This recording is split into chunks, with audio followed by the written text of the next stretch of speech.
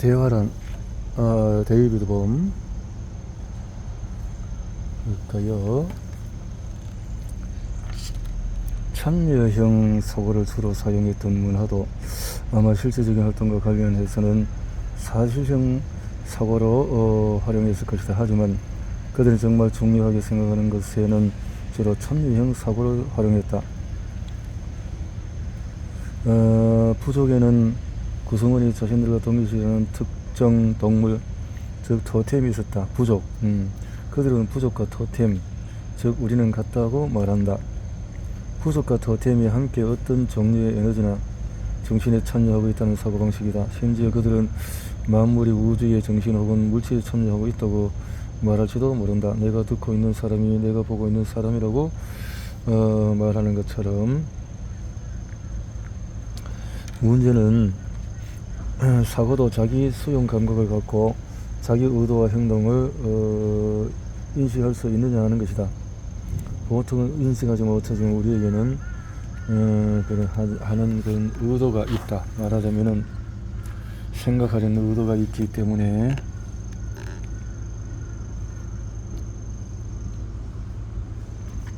그래서 발상이 나온다는 거죠. 사고의 자기 수용 감각은 사고에 주의를 기울이는 대화라는 개념이 처음에는 단순하게 보였을지 모른다. 하지만 그런 대화가 우리가 안고 있는 문제의 근원이 다 있으며 창조적인 변화로 가는 길을 열어준다는 사실이 명확해지고 있다. 앞에서 말한 사고의 문제점을 기억하는가? 사고는 그래 생각에서 말과 대화가 나오니까요. 참여형 사고와 무한 이 과정에서 특정 유형의 사고가 다른 유형의 사고에 비해서 중요한 역할을 한다는 사실도 알게 되리라는 것이 나의 생각이다. 가장 중요한 역할을 하는 사고 중에서 하나가 바로 필요하다는 생각이다. 필요.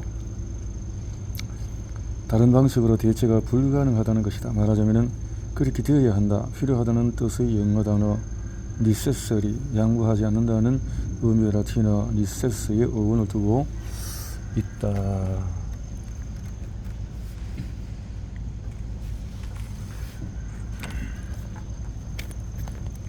인류 초기 문화에서 참여형 사고라는 것이 존재했다. 알고 보면은 어느 것까지는 지금 그런 사고가 남아있다.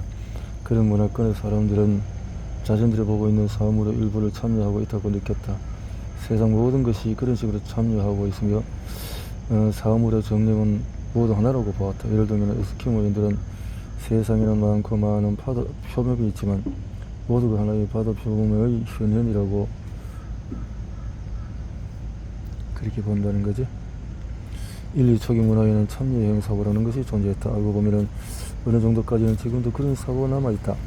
그런 문화권의 사람들은 자신들이 보고 있는 사물의 일부에 참여하고 있다고 느꼈다. 세상 모든 것이 그런 식으로 서로 참여하고 있으며 사물들의 정령을 모두 하나라고 보았다. 예를 들면은 에스키모인들은 세상에는 많고 많은 표범이 있지만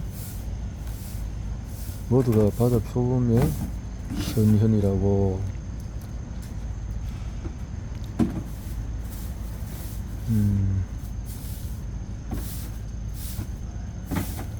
가정유보.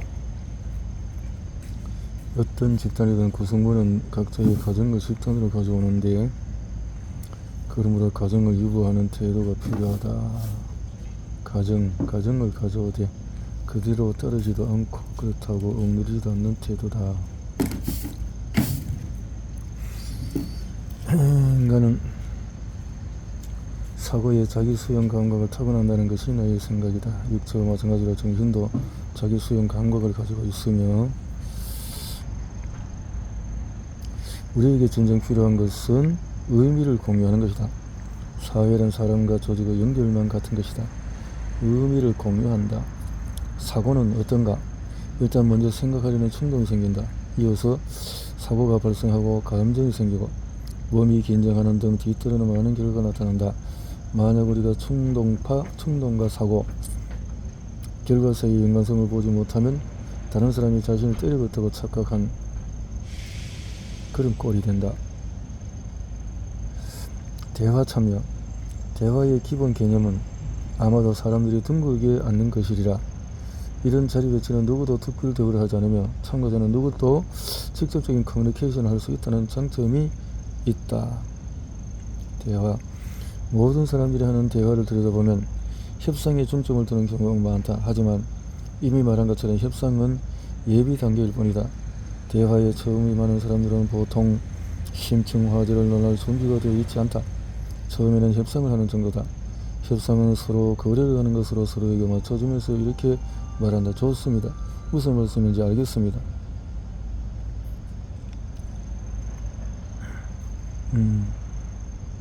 문제는 자전거 타기를 배울 때처럼 사고에도 이런 작업을 할 수 있느냐는 것이다. 나는 사고, 즉 생각하기가 사실 자전거 타기보다 훨씬 미묘하게 진행되는 암묵적인 과정이라고 본다. 생각을 하는 구체적인 과정은 매우 암묵적이다. 암묵적인 과정에서 생각이 등장하는 모습을 보면 사실상 사고도 하나의 움직임이다. 사고도. 반면에 일관성에는 질서, 아름다움, 조화 등이 느껴진다. 하지만 질서, 아름다움, 조화만 보는 사람은 스스로를 기만하고 모든 것이 순조롭다고만 생각할 가능성이 높다. 모든 것이 질서정연하고 조화롭고 아름답다고 말이다. 따라서 우리에게는 비일관성이라는 부정적인 상황에 대한 민감성이 필요하다. 비일관성을 민감하게 감지하는 것이 곧 일관성으로 통하는 지름길이다. 대화에서 출신 배경이 다른 사람을 보면 보통 기본 가정과 의견이 다르다. 우리는 많은 집단에서 엄청나게 다양한 가정과 의견을 만난다. 그 순간에 깨닫지 못한다고 해도 거의 모든 집단에 공통되는 현상이다. 이는 문화의 문제이다. 문화 전체를 보면은 해당 문화의 성립에 영향을 준 엄청나게 많은 가정과 의견이 있다. 종교, 인종 등등. 육체적인 사고도 자신을 관찰하고 자신이 무엇을 하고 있는지 파악하는 것이 가능할까? 주의를 기울여 사고의 다른 감각을 잃고 오면 사고가 자기 수용 감각을 갖게 될까? 사고가 자기 행동을 파악한다면 지금처럼 혼란을 조장하지 않을 것이다. 만약 우리가 외부적으로 드러나는 물리적인 행동을 하면서 자신이 무엇을 하고 있는지를 모른다면 어떻게 될까? 모든 것이 엉망이 될 것이다. 사고도 마찬가지다. 사고가 자신이 어떤 행동을 하고 있는지를 깨닫지 못하면 엄청난 혼란이 야기될 수밖에 없다. 처음 당신을 속상하게 했던 말이 다시 속상한 감정을 불러일으키는 것을 느낄 것이다. 어떻게 그런 일이 일어나는지 볼 수가 있다. 일단 당신은 온갖 부수적인 생각을 하게 된다. 나는 그를 믿었는데 그는 나를 배신했어. 나는 그에게 모든 걸 잘 주었는데 등등등등. 속상한 대화와 사고. 우리가 갖고 있는 다른 의견은 과거 사고, 소트의 결과라는 사실을 알아야 한다. 말하자면 우리의 모든 경험, 다른 사람에게서 듣거나 듣지 않은 내용 등은 우리 기억 속에 각인되어 있다. 그렇게 되면 우리가 의견과 자신을 동의하고 무조건 지키려는 반응을 보일 수가 있다. 하지만 그런 행동은 사실 무의미하다. 해당 의견이 옳다면 그런 반응을 할 필요가 없다. 만약에 옳지 않다면 굳이 고소할 필요가 있을까? 요점은 이렇다. 사고는 결과를 만들어내지만 자기가 한 일이 아니라고 말한다. 그것이 바로 문제다. 더욱 난감한 것은 사고가 만들어낸 사물 중에서 일부를 인간이 무척 중요하고 가치 있는 것으로 생각한다는 사실이다. 사고는 국가를 만들어냈다. 오늘 우리는 국가를 고귀하고 최고의 가치를 지닌 것으로 여기며 국가가 다른 모든 것을 우선한다고 말한다. 종교에 대해서도 마찬가지로 말할 수 있다. 이것 때문에 사고의 자유마저 침해당한다. 국가가 고귀한 가치를 갖고 있다면 계속해서 국가가 고귀한 가치를 가지고 있다고 생각하는 것이다. 대화 집단, 다이얼로그 그룹을 꾸리고 본격적으로 시작하는 경우 첫 번째 화제는 보통 대화 자체가 된다. 구체적으로 대화가 무엇이며 대화를 하는 이유와 의미가 무엇인가를 토의한다. 나는 참가자들이 최소한 이런 전반적인 내용을 검토한 뒤에 대화 집단을 시작하는 것이 현명하다고 생각한다. 물론 그 전에도 대화 집단을 시작할 수는 있다 하지만 그런 경우에는 집단이 지속되리라는 믿음, 그리고 앞서 말한 전반적인 질문이 나중에 제기되리라는 믿음을 갖고 있어야 한다. 따라서 집단 안에서 모임을 꾸릴 생각이라면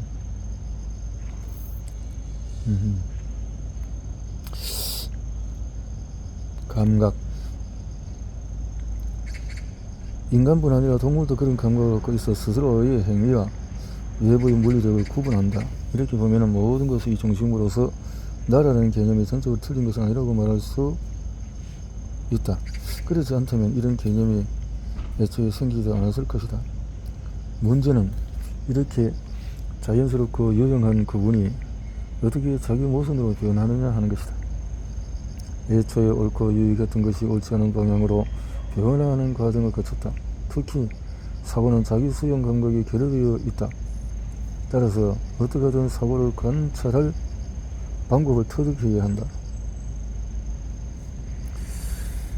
일반적으로 사람들은 우리의 내면의 사고, 감정, 행동을 모두 경험하면서 이들을 연결할 접점을 하는 중심자아가 있다고 상정한다. 중심자아의 존재를 통해서 이런 것이 어떻게 연결되었는지 설명하기 때문에 사람들은 중심자아를 더없이 중요하게 생각한다. 사고, 감정, 행동이 모든 것이 중심자아를 거쳐서 나오기 때문이다. 중심자아는 이런 모든 것의 근원과 중심에 존재한다. 하지만 유보를 통해서 우리는 사고와 감정이 나에 의해서 움직이는 것이 아니라 자체적으로 움직인다는 증거를 볼 수 있다. 사고와 감정은 중심자인 나에 의해서 생기는 것도 내가 경험한 것도 아니다. 대화란 무엇인가?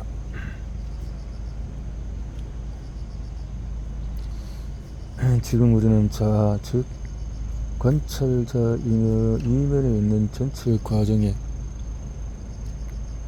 핵심을 향해서 점점 깊이 들어가고 있다. 듣기에서든 보기에서든 일반적인 문제는 만약에 자기 안에 듣는 사람을 통해서 무언가를 듣는다는 것이 실은 듣는 것이 아니라는 사실이다. 이는 자신의 일부가 뒤로 물러서서 자신의 나머지 부분에 귀를 기울이는 형국이다. 듣는 사람 없는 듣기가 존재한다면 관찰자 없는 관찰도 존재할 수 있다. 상황에 따라서는 누구나 그렇게 할 수 있다.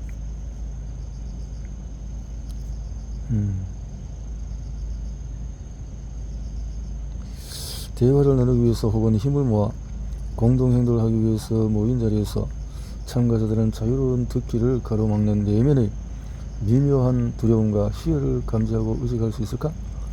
이런 의식이 없이 들리는 모든 내용에 귀를 기울여야 한다고 자신을 다그쳐봐야 아무런 의미가 없다. 하지만 참가자들이 전달되는 내용에 적절한 주의를 기울이는 한편 커뮤니케이션을 가로막는 내면의 움직임에도 온전한 주의를 기울인다면 우리는 서로 무엇을 창조할 수 있으리라.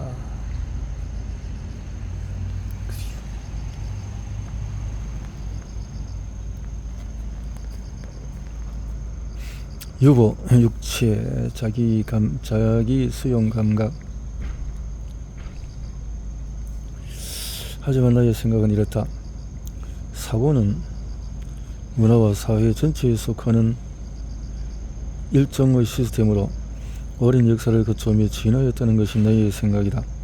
그런 사고가 그것을 만들어내는 근원이라 생각되는 개인의 이미지를 만들어낸다. 다시 말해 사고는 실제로 인지하고 느낄 수 있는 실체로서의 개인이라는 개념을 만들어낸다. 이런 개념이 다음 단계로 이어진다. 이제 사고는 그저 우리에게 상황을 알려주기만 했고 내면에 있는 개인이 정보를 가지고 어떻게 할지를 결정했다고. 라디오, 텔레비전, 비행기, 인공위성 등을 위시한 현대 기술 덕분에 최근 수십 년 동안의 커뮤니케이션 네트워크가 비약적으로 발전했다. 세계의 어느 지역에서든 거의 즉각적으로 다른 지역과 연락이 가능한 정도가 되었다. 하지만 이처럼 세계를 하나로 연결해주는 발전된 시스템에도 커뮤니케이션은 오히려 유례없는 규모로 붕괴되고 있다. 지금 이 순간에도 도처에서 커뮤니케이션이 붕괴되는 것을 우리 모두가 절감하고 있다. 커뮤니케이션. 사고는 이런 방식으로 작동한다. 사고가 관찰하는 사람 덕분에 사고는 훨씬 강력한 권위를 무슨 생각을 하고 있는지 알고 있는 존재에서 나오는 것처럼 보이기 때문이다. 사고가 단지 기계적으로 작동한다면 컴퓨터보다 나을 것이 없다. 하지만 컴퓨터 안에 사고를 하는 작은 존재가 있다고 상상하면 컴퓨터 역시 단순한 기계 이상의 강력한 권위를 갖게 될 것이다. 커뮤니케이션이란 뭔가?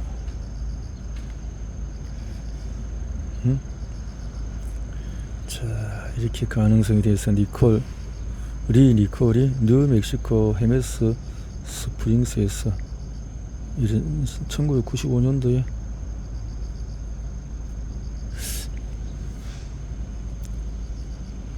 자, 일반적으로 하지만 지금까지 살펴본 것처럼 우리는 개인이나 사회의 문제를 생각하는 사고 과정 자체는 사고가 다루는 내용의 영향을 받고 통제되고 있다. 따라서 사고는 자유롭지 않으며 진정한 의미에서 정직하다고 할 수도 없다. 그래서 어떻게 해야 할까?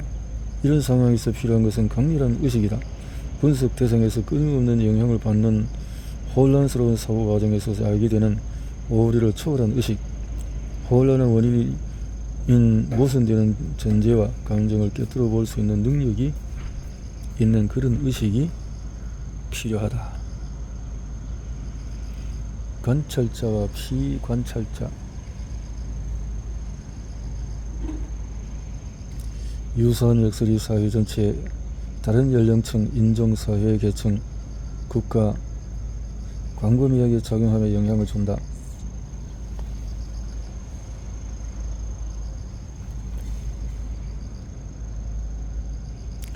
현대사회의 팽배한 국가주의를 생각해보자. 어느 나라 국민이든 커뮤니케이션으로 인간으로서 공통된 감정을 존중하고 정직해야 한다는 사실을 이해하고 있는 것처럼 보인다. 하지만 국가가 위기에 처하면 공포심과 공격성이 하늘 높은 줄 모르고 추진한다. 어느 쪽이든 여차하면 적을 인간으로 보지 않고 수단과 방법을 가리지 않고 공격할 태세다. 폭탄을 사용해서 상대국을. 여기서 아주 중요한 정의를 찾을 수 있다. 대화는 말도 많고 탈도 많은 일상의 인간관계와 커뮤니케이션의 속성을 탐구하고 이해하는 것을 목적으로 할 뿐만 아니라 의식 자체를 이해하는 것을 목적으로 한다는 것이다. 이런 정의는 대화의 핵심 구성 요소를 구성할 토대, 즉 기준을 제공한다. 공유 의미, 집단 사고의 속성, 만연한 의식의 기능, 파편화, 미시문화적 맥락, 정해진 목표가 없는 탐구. 이처럼 우리 인류가 직면한 다양한 범죄의 문제를 살펴보고 있다. 이런 문제는 무한대로 확산되고 있는데 결국에는 세계적인 무질서로 치닫게 될 것이다. 이런 총체적인 상황을 생각하면 아무래도 가망이 없다는 느낌을 받을 수도 있다. 인간의 지적 능력과 공동 노력으로도 해결이 불가능한 난관에 직면했다는 절망 같은 것을 느낄 수도 있다.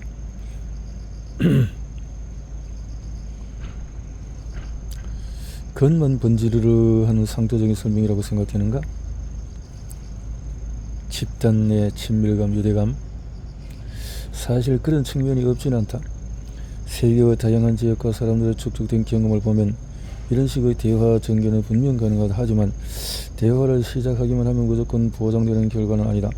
특정 대화 집단이 A에서 B 지점으로 일직선으로 움직이는 경우는 드물다. 그들의 움직임은 오히려 전형적인 순환 구조에 가깝다. 대화란 뭔가? 대화란 새삼스럽게 질문을 받으면 대화의 정확한 의미를 모르고 있는 것에 많은 사람들이 동감할 것이다. 사람과 사람을 이어주는 그 인류출현 이래 끊임없이 이것은 계속되고 있는데 상대를 설득하는 것이 아니라는 거지. 문제와 역설. 추천해 그는 박수홍, 리니코리아 커뮤니케이션.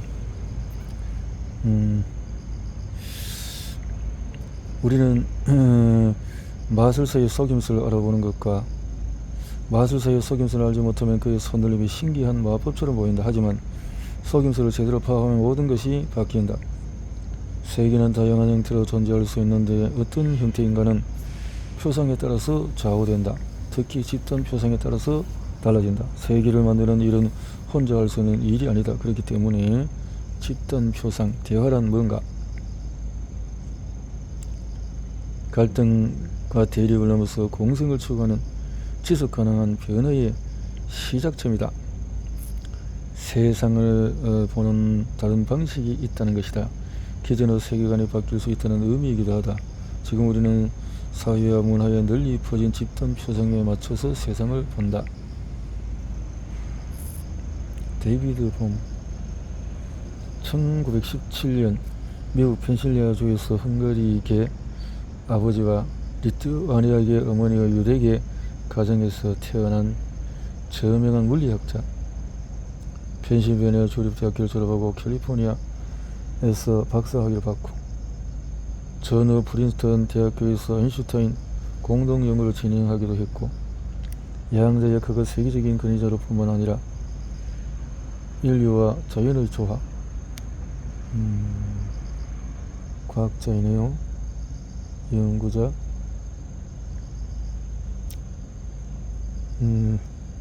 저명한 물리학자니까 이 물리학자가 보는 날카로운 통찰력으로서 사상가로서 이렇게 말을 하고 기록을 했네요.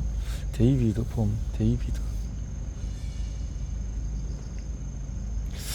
인간은 표상과 제시 사이에 연결이 없이는 어떤 행동도 하지 못한다. 무언가의 행동을 취하려면 상상이나 사고 속에서 그것을 표현하는 것으로는 부족하다. 우리 자각 속에 존재하는 것을 실제로 느껴봐야 한다. 숲을 예로 들어보자. 숲은 목재를 얻는 출처로 표현될 수 있다. 벌목하는 사람에게는 그렇게 제시될 것이다. 하가에게 숲은 하폭의 담을 가르쳐 있는 무엇으로 표현된다. 산책을 즐기는 사람에게는 숲은 오솔길 따라 걸으며 즐거움을 만끽할 그런 공간으로 표현이 된다. 대화란 무엇인가? 뇌 구조를 다루는 신경과학 연구 결과를 보면 사고는 대뇌피질의 특정 부분인 전두엽에서 생기며 감정 정추는 더 깊은 곳에 있다고 한다.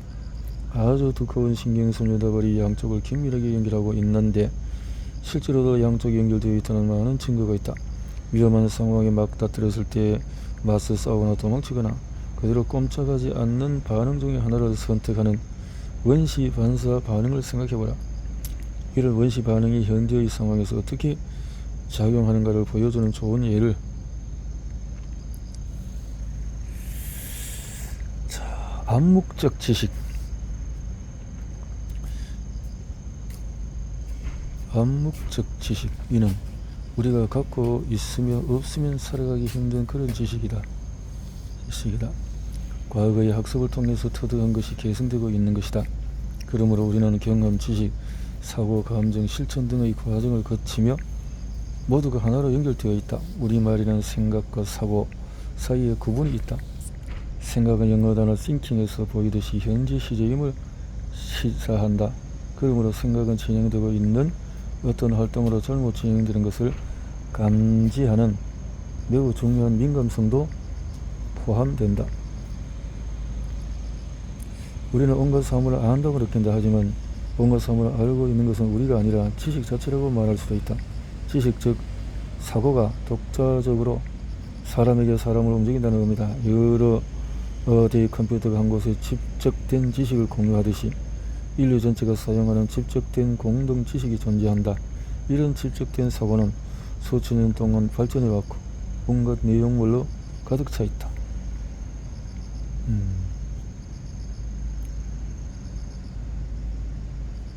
지식.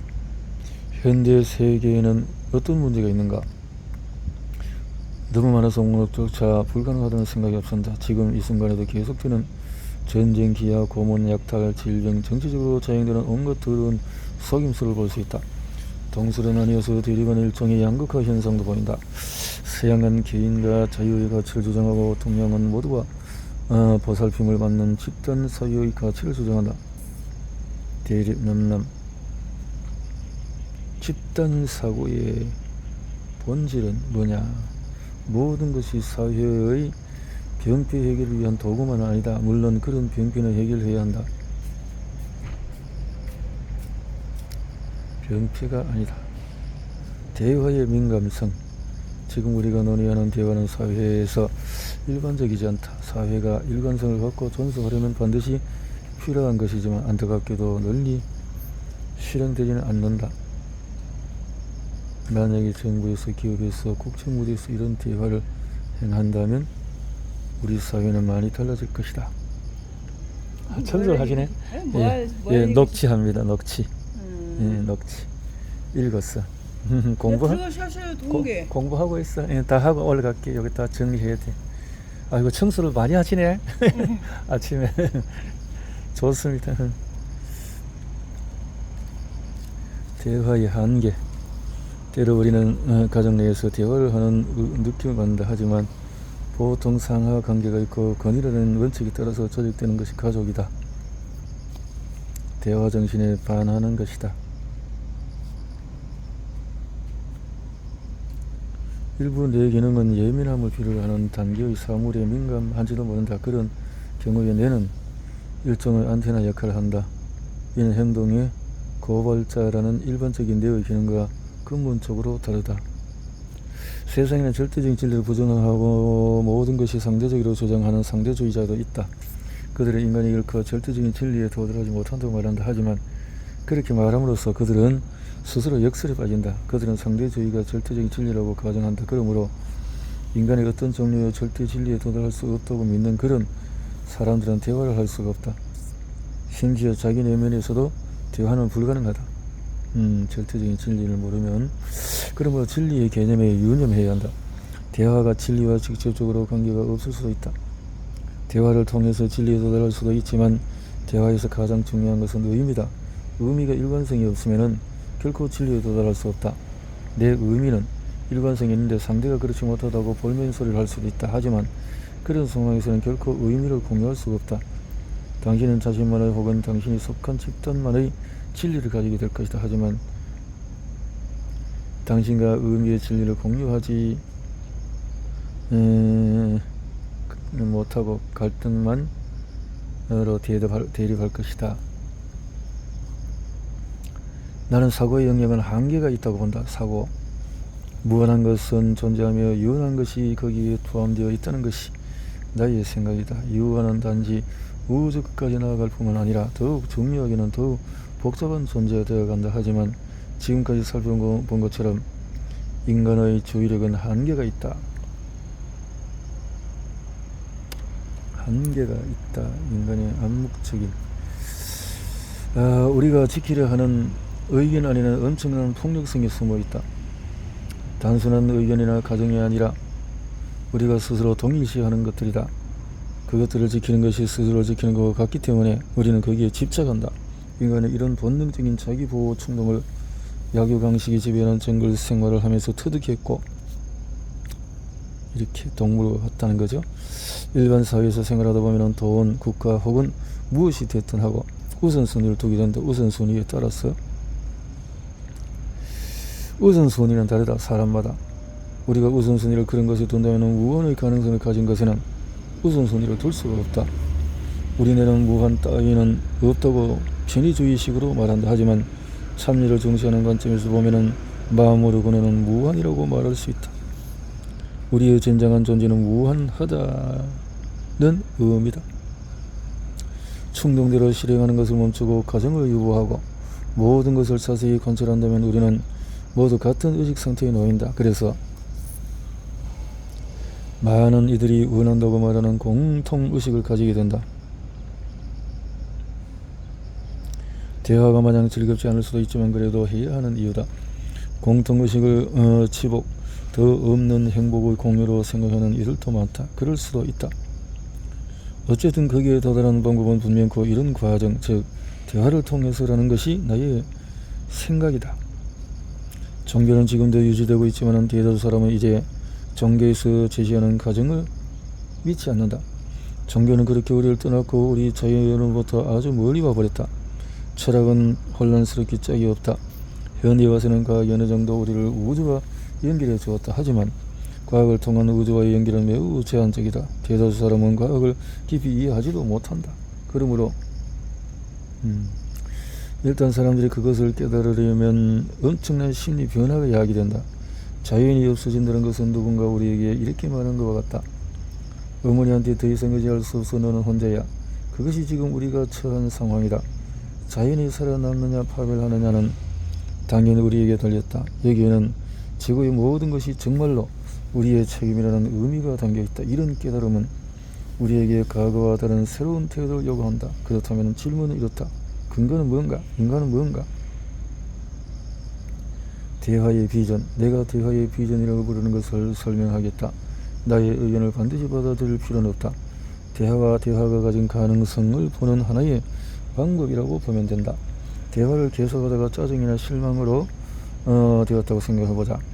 거기에 강력한 가정까지 개입되면 감정의 고조가 실제 증오로 발전할 수 있다. 증오는 신경 생리나 화학 반응상으로 매우 불안하고 혼란스러운 상태로 이것이 세계적인 풍토가 되었다고 해도 과정이 얼마큼 널리 퍼져 있다. 지금까지 대화가 가진 무궁한 가능성을 포함해서 대화의 긍정적인 측면을 이야기했다. 하지만 막상 대화를 시도해보면 실망할 일도 있다. 이론적으로 뿐만 아니라 나의 실제 경험을 봐도 그렇다. 좌절감, 어떤 규모의 집단이든 대화를 시도해보면 많은 어려움을 발견한다. 고집스럽게 자기 주장만 하는 사람도 있다. 하지만 사실형 사고만 고집한다면 참여의 여지는 없다. 이런 사람은 오직 외부로 드러나는 기계적인 인간관계만 생각한다.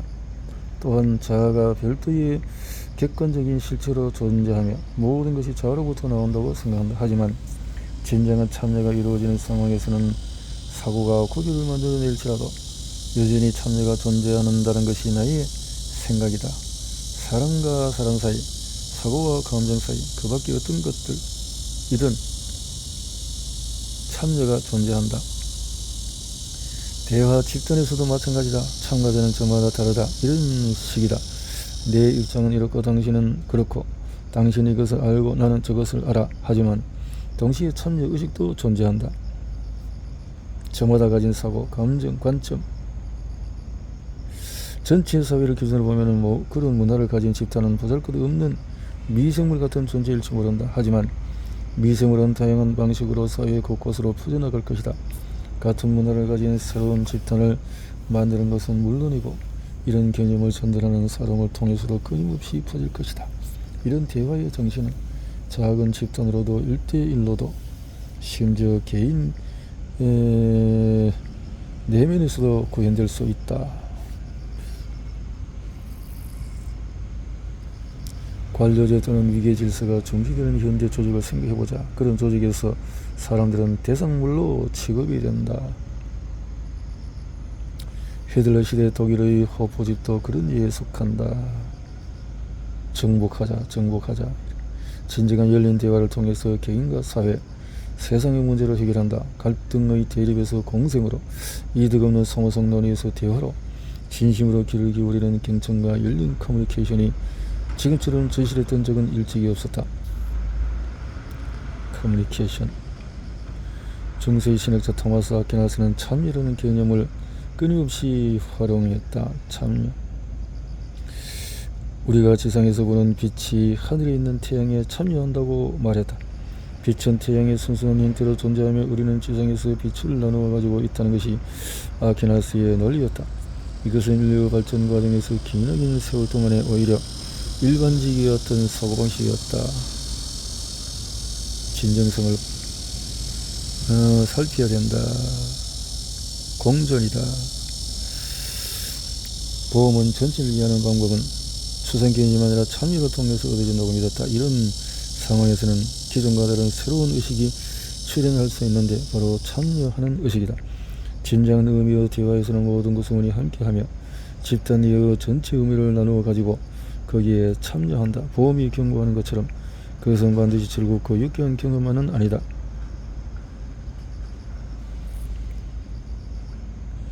과학자로서의 보험은 현대사회의 팽배한 비인간성이 현대인의 신성불가침으로 떠받드는 서구의 과학적 합리주의와 때려야 뗄 수 없는 관계라는 사실을 간파했다.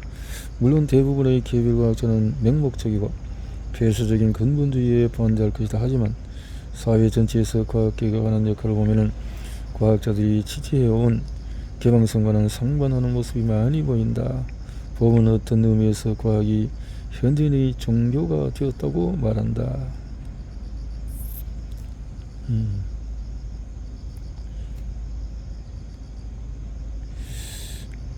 보험이 깨달은 핵심 문제를 달리 표현하자면 우리 인간은 변화하는 세상에서 더불어 사는 법을 알지 못한다는 것이다.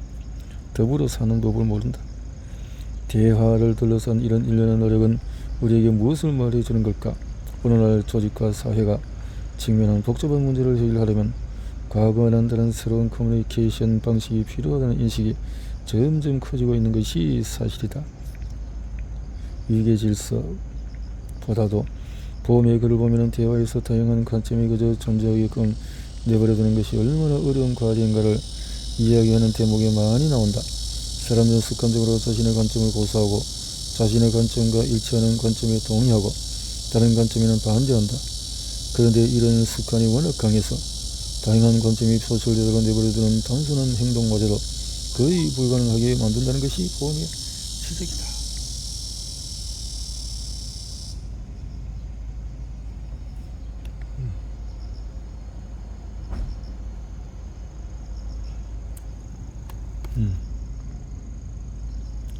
새로운 문화, 사회는 사람들이 함께 일하고 살기 위해서 만든 인간관계 결합물이다. 그래서 무한을 보는 순간에 개인적으로나 집단적으로나 의식이 변화할 가능성이 있다고 나는 믿는다. 무한을 보자 이 말이네요. 집단적 참여, 무한을 공유해보자.